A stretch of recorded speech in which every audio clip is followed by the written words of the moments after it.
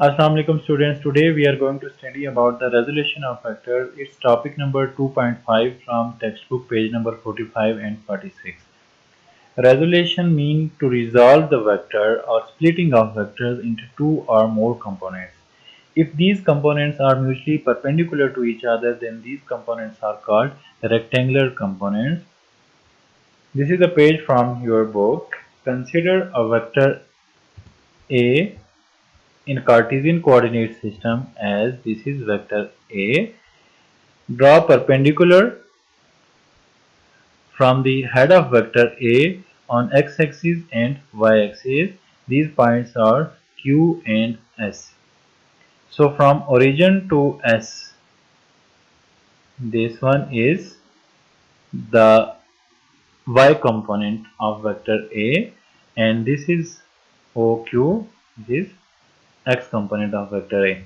So we can resolve the vector into its components by drawing the perpendicular on both the axes in Cartesian coordinate system.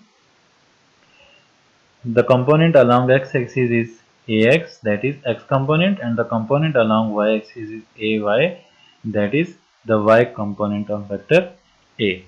We can understand it with the concept of projection or shadow. Consider vector A in Cartesian coordinate system. When the light is falling on vector A from above, the shadow is formed along x-axis. This is called the x component of vector A. And if the light is falling on vector A from the right, the shadow is formed along y-axis. This is called the y component of vector A, and it is AY. So we can say that the components of vector A along the axis is basically the projection of that vectors along the axis. So ax and ay are basically the projections of vector A, and these are called the components of vector A. How we can determine the value of ax and ay? For this, consider the triangle. This triangle. In this triangle, you can see that there are three sides. This angle is 90 degree. The angle opposite to the angle 90 degree is hypotenuse, and the side opposite to the angle under consideration, that is theta, it is perpendicular. So perpendicular is the side opposite to the angle under consideration, and hypotenuse is the side opposite to 90 degree, and the third remaining side is base, as written in your book. So this is the vector A, that is hypotenuse. This is angle of 90 degree. Opposite to 90 degree is hypotenuse, and this is the angle under consideration, that is theta. Opposite to theta is perpendicular, that is AY. As you know that the cos theta is equal to base divided by hypotenuse, so cos theta will be equal to AX divided by A.